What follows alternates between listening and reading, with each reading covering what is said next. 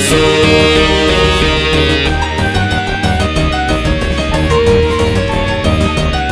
हम इल्म व अमल के राही हैं, हम इल्म व अमल के राही हैं, हक के जाबाज सिपाही हैं। और ये सारे इज्तिमात और ये कोशिशें और काविशें जो तंजीमी हवाले से हों या गैर तंजीमी हवाले से हों, हदफ और मकसद उनका सिरात मुस्तकीम से शनासा होना और सिरात मुस्तकीम पर चलते रहना, इसी सिरात मुस्तकीम पर मरना और इसी सिरात मुस्तकीम पर दोबारा माशूर होना है। आज तौफीक नसीब हुई कि GSO के इस अहम तरीन कन्वेंशन में शरीक हो जाए और अपने नौजवान अजीज़ान के साथ करीब से ज़ियारत भी की जाए और उनसे कुछ गुफ्तगू भी की जाए। माशाअल्लाह माशाअल्लाह।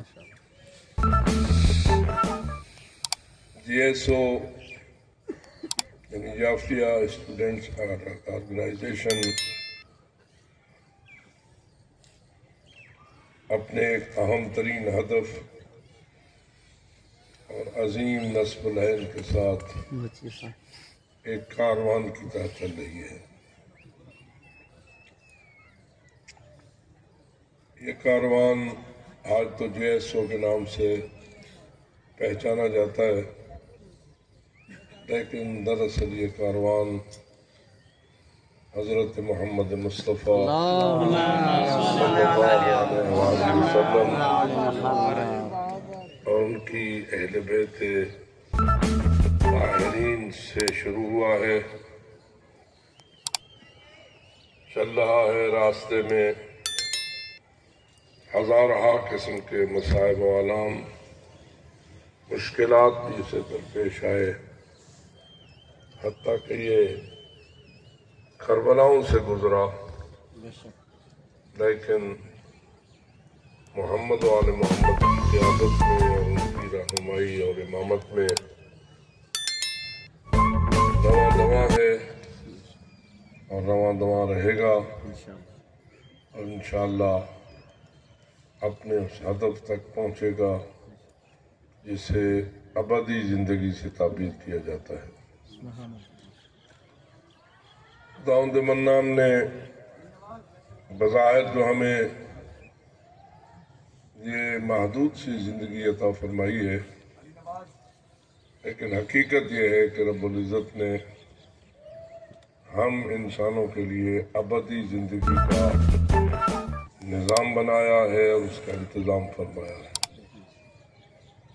इस अबदी ज़िंदगी की सआदत के लिए निज़ाम नबूवत भी बनाया है, निज़ाम रिसालत भी बनाया है, निज़ाम इमामत भी बनाया है, निज़ाम विलायत भी बनाया है।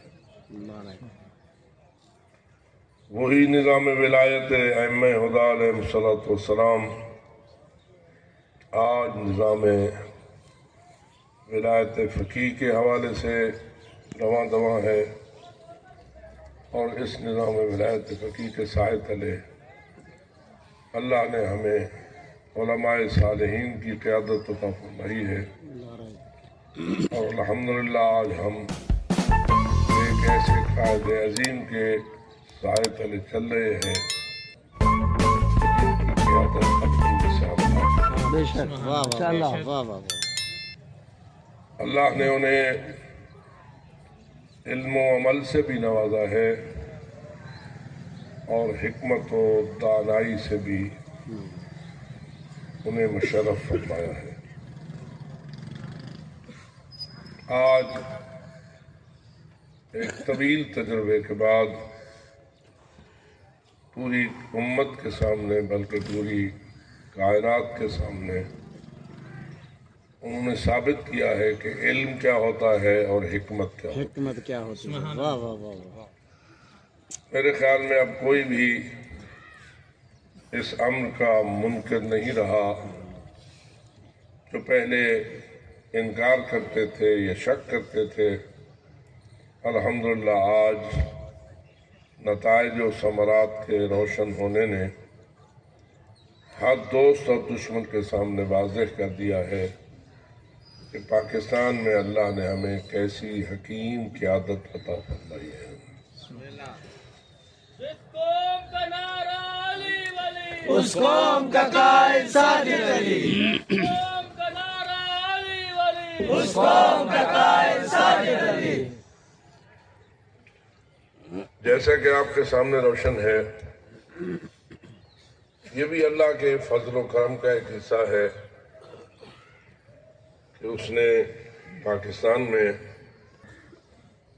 سخت ترین حالات کے باوجود اور بگڑی ہوئی کیفیتوں کے باوجود اللہ نے ہمیں پاکستان میں سعادت سے بہرور فرمایا کہ ابتدا سے ہی ہمیں علماء صالحین کی قیادت نصیب ہوئی، اور علماء صالحین وہی ہوتے ہیں جن میں تقوی ہوتا ہے، متقی ہوتے ہیں، جہاں اپنے انفرادی اعمال میں بھی وہ اللہ کے تابعدار اور محمد و آل محمد کے غلام ہوتے ہیں، وہاں وہ اجتماعی اور قومی فرائض میں بھی باتقویٰ ترین ہستیاں ہوتی ہیں۔ پاکستان جیسا کہ آپ کے علم میں ہے سن 1947 میں وجود میں آیا، لیکن اس کے چند سال بعد ہی علماء کی قیادت حضرت علامہ سید محمد دہلوی اعلی اللہ مقامہ کے سائے تلے پاکستانی اہل تشیع کو نصیب ہوئی۔ سبحان اللہ۔ اس وقت بھی علماء کا اجتماع کراچی میں ہوا اور علامہ دہلوی کو اپنی قیادت کے لیے منتخب کیا گیا۔ پوری قوم ان کے جھنڈے تلے جمع ہوئی اور قومی مطالبات کمیٹی وجود میں آئی، اور انہیں مطالبات کمیٹی کے نام سے تنظیم کو آگے بڑھایا اور پاکستانی حکمرانوں کے سامنے شیعہ قوم کے بنیادی مطالبات کو پیش کیا، اور مقصد یہ تھا کہ ہمیں پاکستان میں ایسی زندگی نصیب ہونی چاہیے جو ہمارے اپنے مکتب کے مطابق ہو، ہمارے اپنے دین کے مطابق ہو، اور محمد و آل محمد کی تعلیمات کے مطابق ہو۔ ہمیں اس سے غرض نہیں ہے کہ کوئی کیا کر رہا ہے، ہماری اپنی زندگی تعلیمات محمد و آل محمد کے مطابق ڈھلنا چاہیے۔ سبحان اللہ۔ جس کو اس وقت مطالبات کمیٹی کا نام دیا گیا، اور 3 مطالبات قومی حالات کے مد نظر سامنے رکھے گئے۔ ایک مطالبہ آزاداری کی آزادی تھا، دوسرا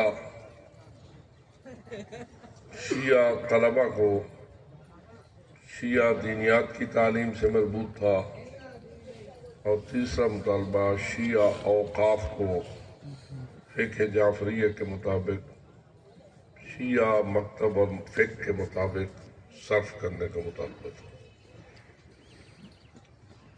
اس پر بڑی محنت ہوئی، کاوش ہوئی، انہوں نے پورے ملک کے دورے کیے، عوام کو بیداری دی، آگاہی بخشی، اور حکومت کے سامنے اپنے مطالبات پرامن طریقے سے پیش کیے، اور حکمرانوں کو متوجہ کیا کہ اب جب پاکستان بنامے لا الہ الا اللہ، پاکستان کا مطلب کیا لا الہ الا اللہ کے نام سے وجود میں آیا ہے، اور اس میں شیعان آل محمد نے اپنی پورا کردار انجام دیا ہے، قربانیاں دی ہیں، مال خرچ کیا ہے، جیسا کہ آپ جانتے ہیں کہ خود محمد علی جناح قائد اعظم بھی اسی مکتب کے فرزند تھے، اور راجہ صاحب آپ محمود آباد پاکستان کی بنیاد رکھنے میں بنیادی کردار انجام دیتے رہے، اور اسی طرح اور بہت سارے خاندان اور بہت ساری ہستیاں، علماء، سب نے مل کر پاکستان کی تاسیس میں بھی کردار انجام دیا، پاکستان کی ترقی میں بھی کردار انجام دیا، اور اس کے لیے کسی بھی قربانی سے دریغ نہ کیا۔ اگر کبھی جنگیں ہوئیں تو شیعان پاکستان نے اس میں بھرپور کردار انجام دیا، دشمن نے حملے کیے تو دفاع میں ان کا خون بھی لگا، اور پوری بہادری اور شجاعت کے ساتھ ہم نے اپنے وطن کا دفاع کیا، اس لیے کہ حب الوطن من الایمان، ہمارا معصومین کا ارشاد ہے کہ جیسے اللہ کی محبت، رسول کی محبت اور اہل بیت کی محبت ایمان کا حصہ ہے، ایسے ہی وطن کی محبت بھی ایمان کا حصہ ہے۔ اس لیے دفاع وطن کو اپنا ایمان سمجھتے ہوئے ہم نے اپنا کردار انجام دیا، دے رہے ہیں، اور انشاءاللہ دیتے رہیں گے۔ اگر کوئی فورسز بنتی ہیں جو دفاع وطن کا فریضہ انجام دیتی ہیں تو اس میں ہمارا کردار اولین اور اہم ترین کردار ہوتا ہے۔ تو یہ سلسلہ حضرت علامہ سید محمد دہلوی اعلی اللہ مقامہ کی قیادت میں چلا، اور پھر یہ سلسلہ اس وقت اور زیادہ مضبوط اور روشن ہو گیا جب علامہ مفتی جعفر حسین صاحب قبلہ اعلی اللہ مقامہ کو بکھر کنونشن میں قیادت دی گئی۔ اس وقت چونکہ انقلاب اسلامی ایران بھی کامیاب ہو چکا تھا، مراجع اعظام بالخصوص حضرت امام خمینی رحمۃ اللہ علیہ کی قیادت پوری دنیا میں مثل آفتاب روشن ہو چکی تھی، اور ہر ایک کو یہ علم ہو چکا تھا کہ شیعہ علماء کیا حیثیت رکھتے ہیں اور وہ کس انداز سے انقلابات کو انجام دیتے ہیں، اور کس طرح بڑی سے بڑی قوتوں کو شکست دے کر دین حق کے علم کو سربلند کر دیتے ہیں۔ آپ تقریباً نوجوان ہیں، بہت سارے افراد ایسے بیٹھے ہیں جنہوں نے سن 1979 میں ابھی بچپن ہی ہوگا یا اس کے بعد ہی ان کی ولادت باسعادت ہوئی ہوگی، لیکن بہرحال انقلاب اسلامی ایران سے سارے ہی آشنا ہے، اور یہ آشنائی ضروری بھی ہے، اس لیے کہ پتہ چلنا، جیسے کہ فرض کیجئے کربلا سے ہماری آگاہی ضروری ہے کہ کربلا نے کس طرح دین کو زندگی جاوید بخشی، ایسے ہی ہمیں انقلاب اسلامی ایران کی حقیقتوں سے بھی آگاہ ہونا ضروری ہے، اس لیے کہ انقلاب اسلامی ایران نے اس عالم میں طاغوت کی آگاہی بخشی ہے، اور عالم کو متوجہ کیا ہے کہ اس وقت دنیا پر کیسی قوتیں قبضہ کر چکی ہوئی ہیں، اور ان کے قبضے سے ان امتوں کی جان چھڑانا واجب بھی ہے، اور اس واجب کو کیسے ادا کیا جا سکتا ہے۔ الحمدللہ آپ کی جو تربیت ہے اس میں اس بات کو ضرور حصہ دینا چاہیے کہ انقلاب اسلامی ایران کیسے آیا، اور پاکستان میں علماء حق نے پاکستانی ملت کی تربیت اور اس کی آزادی کے لیے کیا کیا خدمات انجام دی۔ تو حضرت علامہ مفتی جعفر حسین صاحب قبلہ کے دور میں بھی جہاں پہلے مطالبات محدود تھے ان کو مزید وسعت دی گئی اور مینار پاکستان پر علل اعلان یہ بات کہی گئی کہ اب ہم فقط چند مطالبات تک محدود نہیں ہیں بلکہ ہم پورے دین حق کے نفاذ کا تقاضا کرتے ہیں اور دین کو نافذ کرنا ہی ہماری ذمہ داری ہے۔ اس کے لیے ہم کوشاں ہیں اور اپنے فرائض کو انجام دیتے رہیں گے، لیکن ہماری کوشش پرامن ہوتی ہے۔ ہم مظلوم تو ہو سکتے ہیں، ظالم نہیں ہو سکتے۔ واہ واہ سبحان اللہ۔ نہ ہم ظالم بنتے ہیں اور نہ ہم منظلم بنتے ہیں۔ ظالم وہ ہوتا ہے جو دوسرے کے حق میں ڈاکہ ڈالتا ہے، اور منظلم وہ ہوتا ہے جو ظالم کے سامنے سر تسلیم خم کر کے ظلم کو قبول کر لیتا ہے، ظلم کے سامنے سر جھکا دیتا ہے۔ ہمیں کربلا نے نہ ظالم بننے کی اجازت دی ہے نہ منظلم بننے کی اجازت دی ہے۔ ہم نقش قدم آل محمد پر چلتے ہوئے مظلوم تو ہو سکتے ہیں لیکن نہ منظلم ہو سکتے ہیں نہ ظالم ہو سکتے ہیں۔ حق کا دفاع کرنا ہماری ذمہ داری ہے، حق حاصل کرنے کی کوشش کرنا ہمارا فریضہ ہے، اور اس کے لیے پرامن طریقہ کار استعمال کرنا یہ ہماری قیادت کا وتیرہ ہے، اور اسی وتیرے پر ہمارے علماء جو اس ذمہ داری کو ادا کرتے رہے ہیں، ادا کر رہے ہیں اور انشاءاللہ کرتے رہیں گے۔ وہ وقت شاید آپ کے علم میں ہو جب اسلام آباد میں ایک احتجاجی ریلی مفتی جعفر حسین صاحب قبلہ اللہ مقامہ کی قیادت میں اور ہمارے والد علام حضرت علامہ سید غلام علی شاہ صاحب قبلہ اللہ مقامہ کی حمایت سے اور دیگر علماء حق کی حمایت سے نکالی گئی تھی۔ اس میں بسا اوقات یہ سوال اٹھتا تھا کہ اگر حکومت ہمارے احتجاجی پروگرام پر سختی کرے گی اور کوئی بندہ شہید ہو جائے گا تو اس کی ذمہ داری کس کی گردن پر ہوگی؟ آخر واضح ہے کہ علماء شریعت کی حدود کی توڑنے کے قائل تو نہیں ہے نا، شریعت کی حدود کی پابندی میں رہ کر اپنے مقاصد کو حاصل کرنا یہ فقہ جعفریہ ہے۔ تو کچھ علماء نے یہ سوال پیدا کیا تھا کہ اگر حکومت نے یا فورسز نے کوئی سختی کی اور ہمارا کوئی بندہ شہید ہوا تو یہ کس پہ ذمہ داری آئے گی؟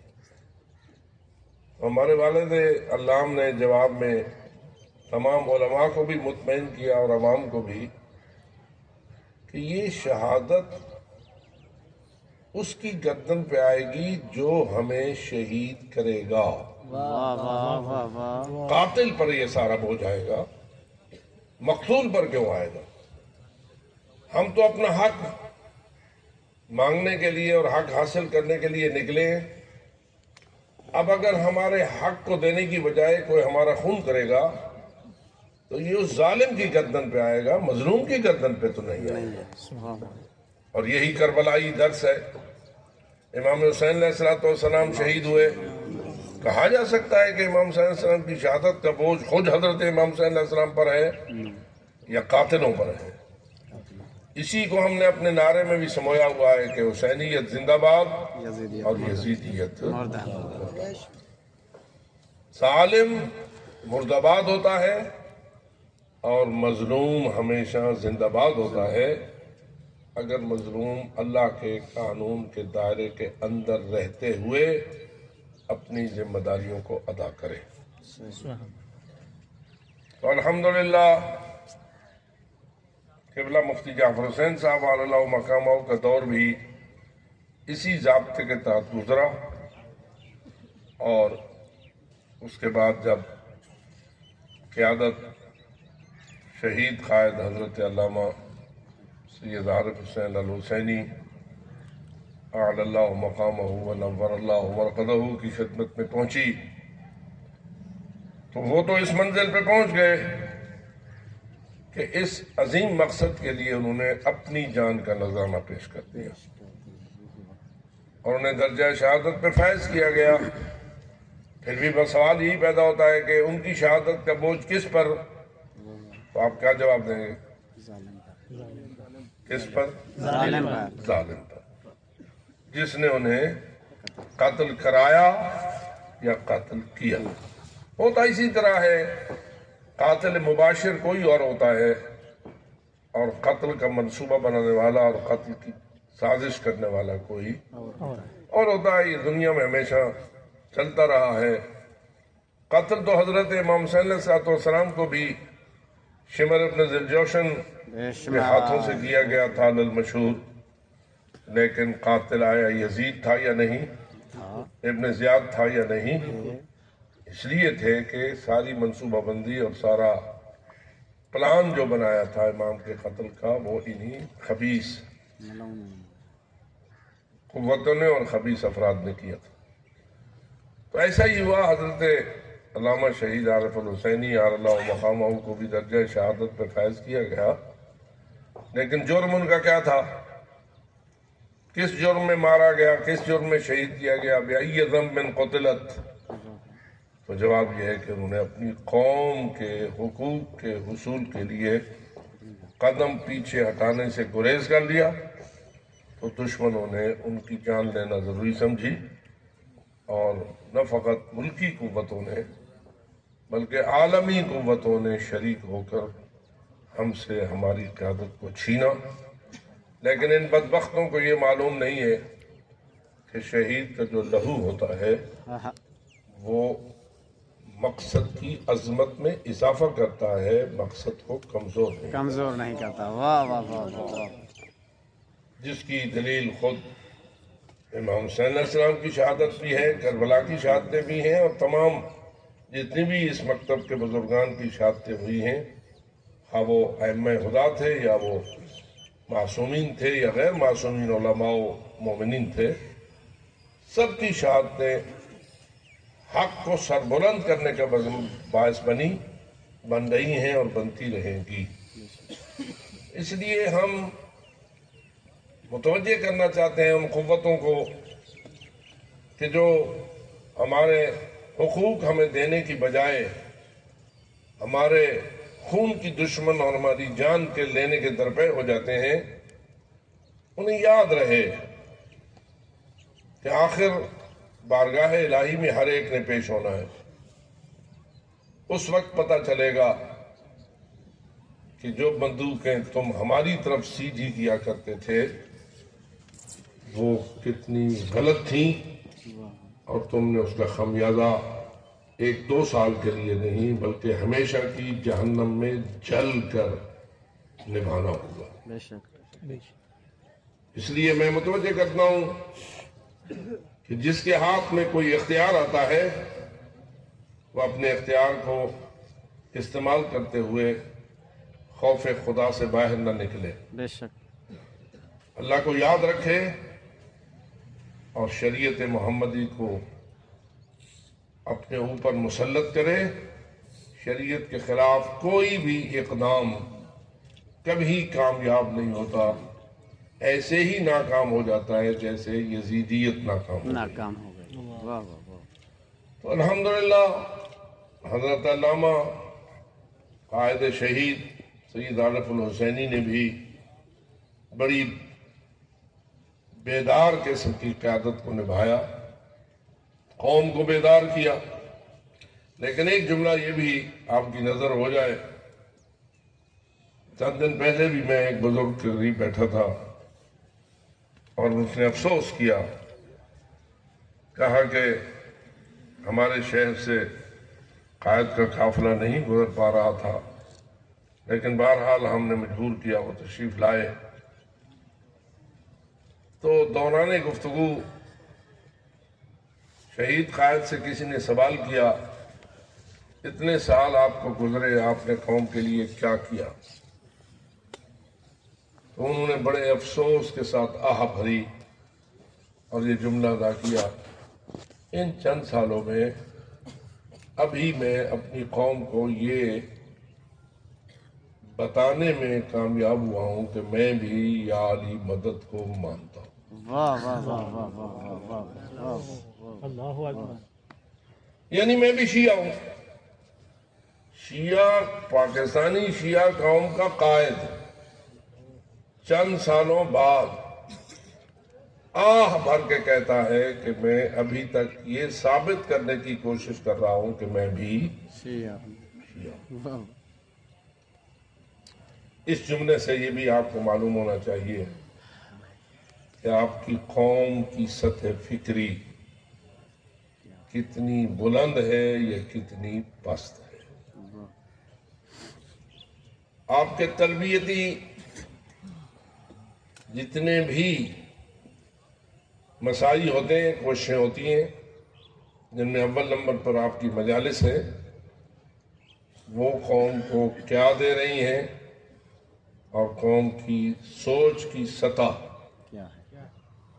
بلند کر رہی ہیں یا پست کر رہی ہیں۔ اس کا جائزہ لینا میرے خیال میں ہر تنظیمی فرد کا فریضہ ہے۔ آپ کے جو پیشوا ہیں، آپ کے جو سینئرز ہیں، انہیں بھی آپ کو بتانا چاہیے، اور آپ سب نوجوانوں کو خود بھی اس بات کی طرف متوجہ ہونا چاہیے کہ یہ ہماری تربیت ہمیں کہاں لے جا رہی تھی اور کہاں لے جا رہی ہے۔ جس قوم کے علماء بزرگان اور قائدین محترم، حتیٰ کہ مراجع اعظام کے بھی شیعہ ہونے کے بارے میں قوم کو یقین نہ ہو، تو بتائیے وہ قیادت کیسی کریں گے، قوم ان کی حمایت کیسے کرے گی؟ کیونکہ حمایت جو ہوتی ہے فقط زبانی نعروں کے ساتھ نہیں ہوتی، دل میں جب تک قیادت کی عزت داخل اور اس کی حقانیت داخل نہ جی، اس وقت تک آپ کے نعرے آپ کو کوئی فائدہ نہیں دے سکتے۔ اس لیے میں JSO کو یہ اپیل کرتا ہوں، فقط نعرے مارنا نہ سیکھ، دل میں محبت قیادت کو داخل کر جو تیرے دین اور مذہب کا حصہ ہے۔ جیسے رسول اکرم نے فرمایا کہ یا علی حبو کا ایمان،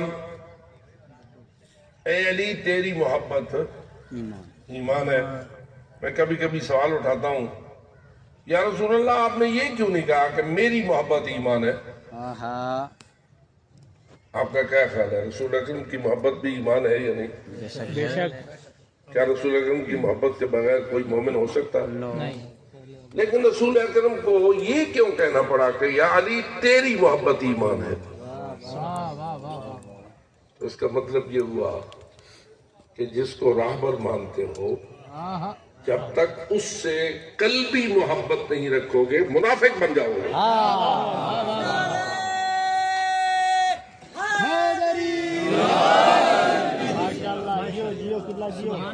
اور یہ جو سارے علماء کسی کو اپنی قیادت کے مقام پر بٹھاتے ہیں اور اسے یہ تاج پہناتے ہیں، یہ سارے علماء ماشاءاللہ ہوتے ہیں؟ معلوم ہوا نہیں۔ ان چند افراد کو اپنی سوچ کو درست کرنا چاہیے جو علماء بزرگان کے انتخاب کو چیلنج کر دیتے ہیں۔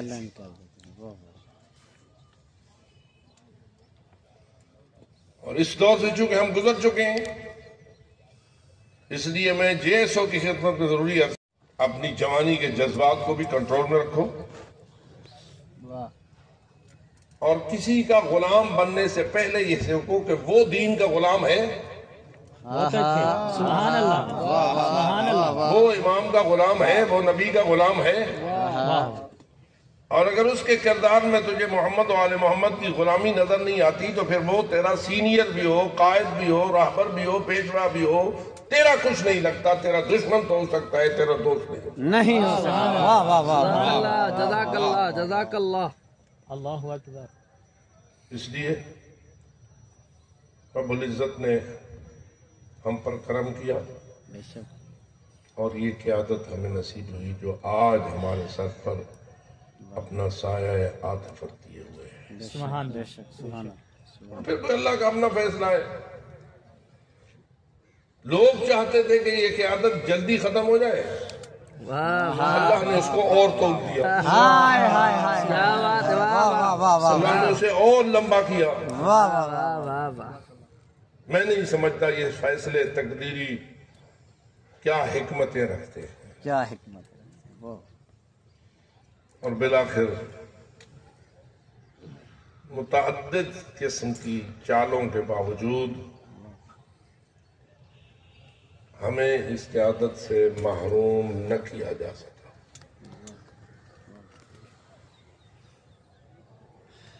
عجیب ہے، راہبریت بھی وہی ہے، قیادت بھی وہی ہے۔ کبھی نمائندہ راہبریت پر حرف زنی کی گئی اور پتہ نہیں کیا کیا کہا گیا، لیکن نہ راہبر کسی کے دام میں آئے، نہ قائد نے شکست کھائی۔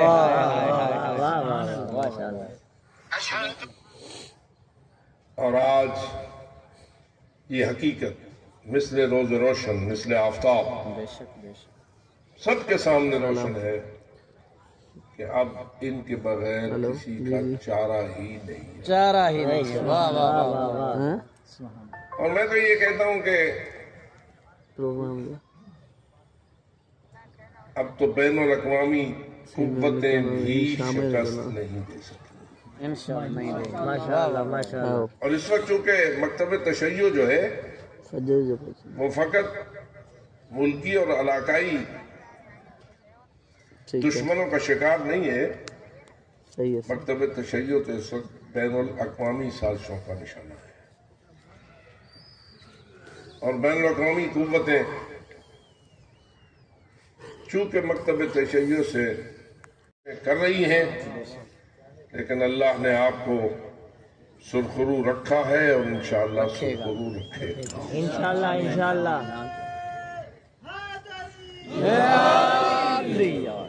عزیزان من،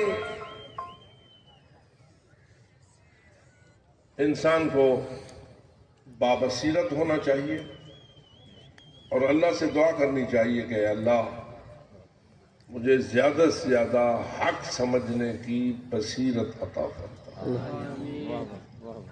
بصارت بھی بڑی اللہ کی نعمت ہے، آنکھوں کی دید اور آنکھوں کی روشنی، لیکن میرے خیال میں دل کی روشنی جو ہے وہ آنکھوں کی روشنی سے بھی زیادہ ضروری ہے۔ جیسے وہ ایک روایت ہے کہ ابو بصیر نے مولا امام محمد باقر علیہ السلام عرض کیا تھا کہ مولا حضرت عیسیٰ علیہ السلام تو کسی کی آنکھوں پہ ہاتھ پھیرتے تھے تو اسے بینائی مل جاتی تھی، کیا آپ بھی ہاتھ پھیریں تو بینائی مل سکتی ہے؟ وہ خود نابینا تھا، مادرزاد نابینا تھا، تو امام نے گویا فرمایا کہ دل چاہتا ہے، اور آپ جانتے ہیں وہ کہ بھوکا کیا مانگے روٹی، اندھا کیا مانگے آنکھیں۔ اس نے کہا مولا دل تو ضرور چاہتا ہے۔ امام نے اپنا دست امامت پھیرا، اس کو بینائی نصیب ہوئی۔ اب آپ بتائیں جو 50-60 سال کا نابینا ہو اس کو مل جائیں آنکھیں، وہ اپنی آنکھوں سے کتنا مزہ لے گا۔ ہم جو بچپن سے آنکھوں والے ہیں ہم شاید اتنا اپنی آنکھوں سے مزہ نہیں لیتے جتنا کہ وہ تازہ بینائی لینے والا مزہ لیتے ہیں۔ مل گئی بینائی اسے. کچھ دیر تک تو مولا نے انتظار کیا، اس نے اپنی آنکھوں کا مزہ لیا. اس کے بعد مولا نے فرمایا اے ابو بصیر، اللہ نے تجھے نابینا پیدا کیا تھا، تیرے لیے اللہ نے اس نابینائی کے عوض میں جنت کا ایک خاص درجہ مختص کیا ہوا ہے. اب بتا، بینائی رہے اور وہ درجہ واپس ہو جائے، یا بینائی واپس ہو جائے اور وہ درجہ بحال رہے؟ اب فرمائیے یہ اس کا امتحان تھا یا نہیں؟ کس چیز کا امتحان تھا؟ یہ اس کی بصیرت کا امتحان تھا. کس کا امتحان تھا؟ بصارت تو پہلے نہ تھی، پھر مل گئی، لیکن جو امام نے سوال کیا تھا وہ اس کی بصیرت کا امتحان تھا کہ کیا یہ جنت کے اس اعلیٰ درجے سے زیادہ محبت رکھتا ہے یا چند ان کی آنکھوں کی بینائی سے محبت رکھتا ہے. بالآخر اس کی بصیرت نے اسے یہ جواب دینے پر مجبور کیا کہ مولا، جیسے پہلے گزری ہے پھر بھی بقایا زندگی گزر جائے گی، میں جنت کے اس درجے سے محروم نہیں ہونا چاہتا.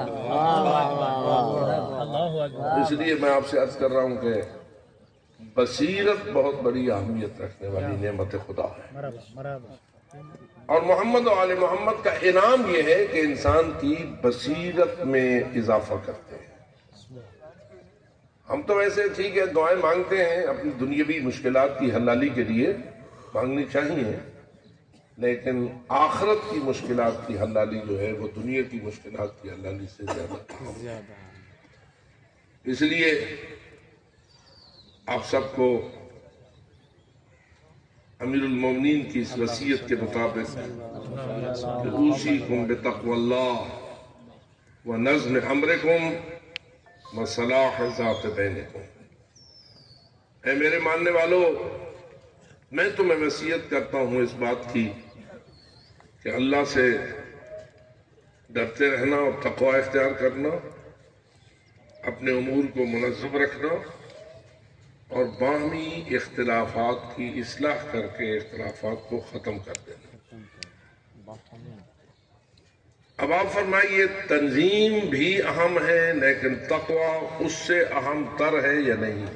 بے شک بے شک تقوی اہم تر. آپ کے یہ کنونشن جو ہوتے ہیں ان میں تنظیم کی بڑی زیادہ اہمیت پر روشنی ڈالی جاتی ہے. میں مانتا ہوں تنظیم تسبیح کے دانوں کے منظم ہونے کا نام ہے. واہ واہ واہ واہ واہ. اگر دانے بکھر جائیں تو وہ تنظیم سے نکل جاتے ہیں، اور دانے اگر اپنے اس دھاگے میں پروئے رہیں اور جہاں ان کا مقام ہے وہاں رہیں اور وہاں رہ کر اپنی خدمت کو انجام دیں تو پھر وہ تسبیح کام بھی کرتی ہے اور اس کا فائدہ بھی ہوتا ہے.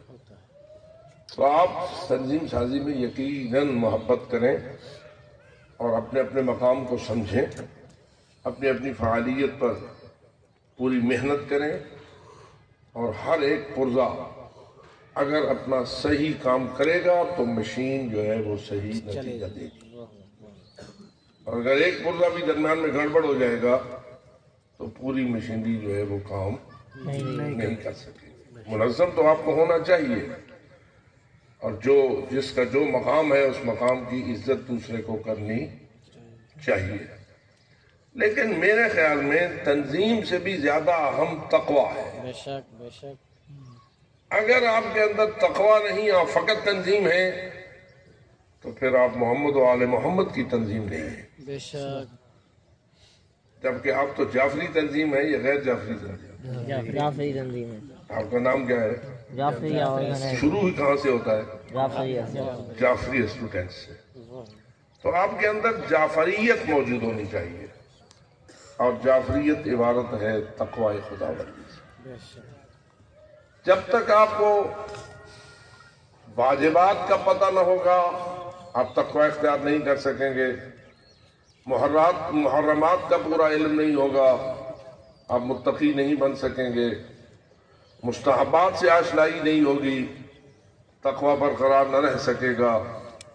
مکروہات سے آگاہی نہیں ہوگی تو کیسے متقی بنے گے؟ اس لیے کہ متقی تو وہ ہوتا ہے جو کسی واجب کو چھوڑے نہ اور کوئی حرام کرے نہ، اگر ہو جائے تو توبہ میں تاخیر نہ کرے۔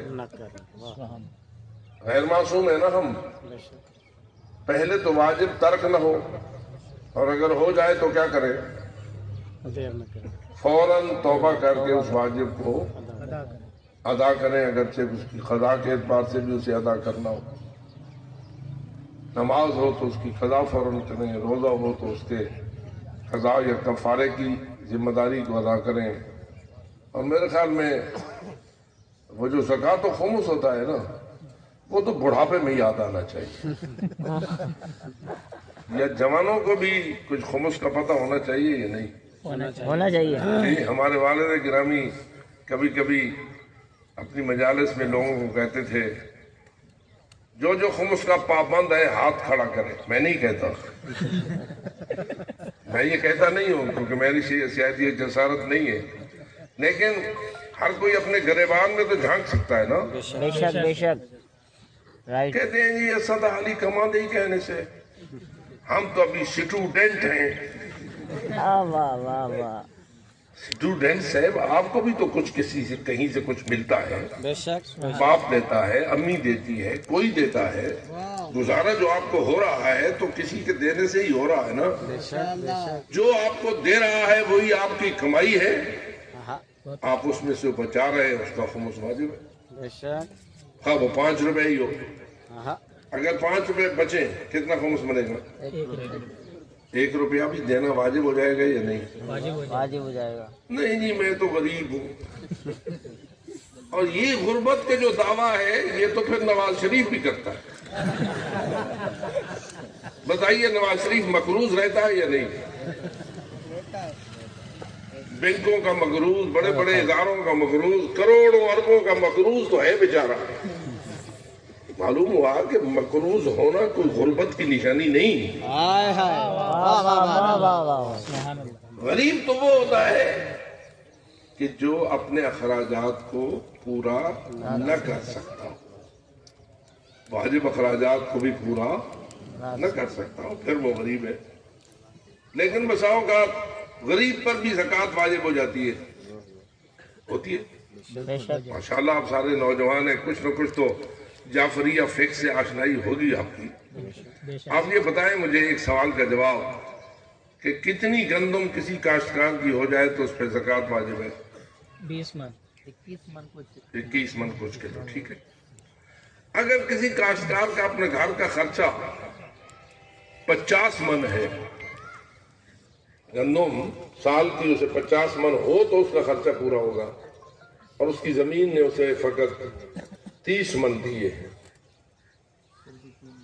تو مجھ سے مسئلہ بتائیے اس پہ زکوٰۃ واجب ہوگی یا نہیں؟ واجب ہوگی سر۔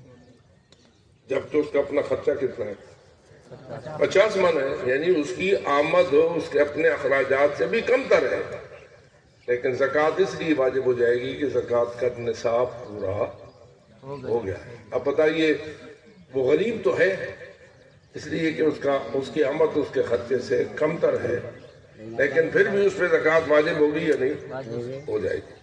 تو اس کا مطلب یہ ہوا اس قسم کے غریب پر زکوٰۃ بھی واجب ہو سکتی ہے، اور اس قسم کے غریب پر خمس بھی واجب ہو سکتا ہے۔ کچھ پوچھو تو صحیح، خود ہی عالم نہ بن بیٹھو۔ میں بہت دیکھتا ہوں، بلکہ بسا اوقات بعض محفلوں میں بیٹھا ہوتا ہوں، ایک بندہ مجھ سے سوال کر رہا ہوتا ہے، کوئی فقہی سوال، مجھ سے پہلے آپ جیسا کوئی بندہ بیٹھا ہوتا ہے اسے جواب دینا شروع کر دیتا ہے۔ پھر مجھے کہنا پڑتا ہے یار تھوڑا جا جلی، کوئی تھوڑا جا اپنے آپ کو حوصلے میں رکھ۔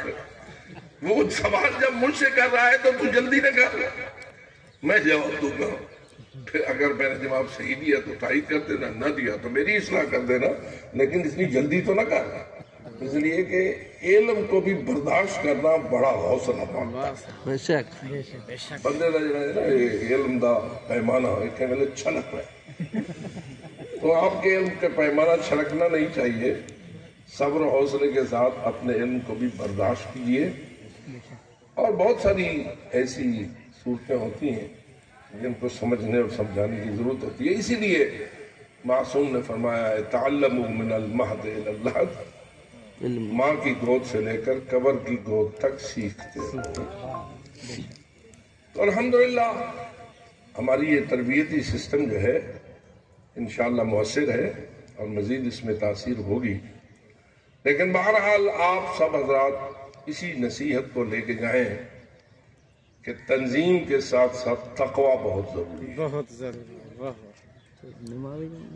آپ یہاں فقط تنظیم سیکھنے نہ آئیں بلکہ تقوی کی اہمیت کو بھی سمجھیں، سیکھیں. تب آپ امام المتقین کے غلام ہیں. واہ واہ واہ واہ واہ واہ. اگر آپ کے اندر میرے اندر تقوی نہیں ہے تو پھر میں مولا علی کو اگر اپنا امام کہتا ہوں تو صحیح نہیں کہتا ہوں، اس لیے کہ وہ تو متقیوں کے امام ہیں، وہ غیر متقیوں کے امام. بے شک بے شک. اشہد ان امیر المومنین و امام المتقین علی ولی اللہ. تو اسی بتقوی اللہ، مولا فرماتے ہیں کہ میں تمہیں اللہ سے تقوی کی وصیت کرتا ہوں، ونظم امرکم، اور اپنے معاملات کو منظم رکھنے کی وصیت کرتا ہوں، وصلاح ذات بینکم. یہ بھی ایک بڑی مشکل بات ہے. جس پہ ناراض ہوا قبر تک ناراض، جس کے ساتھ اختلاف ہوا وہ کبھی ختم نہیں ہوگا. تنظیمی برادران کی ایک کمزوری یہ ہے، بس اس بات کو ختم کر رہا ہوں. ایک کمزوری یہ ہے کہ جب کسی سے اختلاف کرتے ہیں تو بس اپنے آپ کو اتنا حق سمجھتے ہیں کہ میں جو سوچ رہا ہوں، یہ سمجھ رہا ہوں، جو کہہ رہا ہوں وہ حق ہے، اور دوسرا جو کہہ رہا ہے وہ باطل ہے. اپنے حق کے ناحق ہونے پہ غور نہیں کرتے اور اس پہ کوئی سوالیہ نشان لگانے کی کوشش نہیں کرتے. کیا خیال ہے، بندہ اگر تنظیمی بھی ہو تو کبھی غلط بھی سوچ سکتا ہے یا نہیں؟ سوچ سکتا ہے مگر سوچنا اسے بھی تو غلط اور صحیح کی پہچان کے لیے کچھ نہ کچھ گنجائش رکھنی چاہیے نا. ہو سکتا ہے کہ تو اور تیرا جو سکھانے والا ہے دونوں ہی غلط ہوں اور تمہیں کوئی ایسی بات پہ یقین ہو گیا ہو کہ جو یقین جہل مرکب ہو، حق نہ ہو. کیونکہ جہل مرکب کیا ہوتا ہے؟ ایسا جاہل جو اپنے جہالت کے علم ہونے پر یقین رکھے اور اپنی جہالت کو حق سمجھے. اور جو جاہل مرکب ہوتا ہے اس کا ہدایت پانا بڑا مشکل ہوتا ہے. تب ہدایت پاتا ہے جب وہ اپنی جہالت کا اقرار کرتا ہے کہ میں بھی غلط ہو سکتا ہوں. آپ کی ایک اچھی صفت یہ ہے کہ جب کوئی بات کہتے ہیں نا تو مقدمتاً یہ کہہ دیتے ہیں ہو سکتا ہے میں غلط کہہ رہا ہوں لیکن میں یہ بات کہتا ضرور ہوں. یہ جو ہو سکتا ہے اس کو ذرا تھوڑا سا اور پکا کیجیے اور سمجھیے کہ ہو سکتا ہے کہ میں نے بھی غلط سوچا ہو. اس سے فائدہ یہ ہوگا کہ بہت ساری وہ مصیبتیں جو قومی امور میں آتی ہیں ان کی اصلاح ہو جائے گی اور معاملہ جو ہے وہ درست ہو جائے گا. اللہ نے ہمارے لیے اس زمانے غیبت میں تقلید کو واجب کیا ہے اور اپنے علم پر بھروسہ کرنے کی اتنی اجازت نہیں دی ہے جتنا اپنے زمانے کے عالم کے علم پر بھروسہ کرنے کو واجب قرار دیا ہے. اس لیے میں سمجھتا ہوں کہ آپ حضرات تقلید کی حقیقت کو بھی سمجھیں اور فقط نام کی تقلید نہ ہو بلکہ حقیقی تقلید ہو. فقط اتنا پتہ نہ ہو کہ میں فلانے کا مقلد ہوں بلکہ یہ پتہ بھی ہو کہ اس فلاں بزرگ کا فرمان فتویٰ کیا ہے تاکہ اس پر آپ آگاہی بھی حاصل کریں اور اس پر عمل بھی کریں. اللہ تعالیٰ کی ذات سے التجا کرتا ہوں کہ ہمیں صراط مستقیم پر گامزن رہنے کی توفیق بخشے اور انفرادی امور کے ساتھ ساتھ قومی اور اجتماعی امور میں بھی صراط مستقیم کی معرفت عطا فرمائے اور صراط مستقیم پر چلتے رہنے کی توفیق عطا فرمائے. وآخر دعوانا ان الحمد لله رب العالمين. والسلام علیکم ورحمۃ اللہ.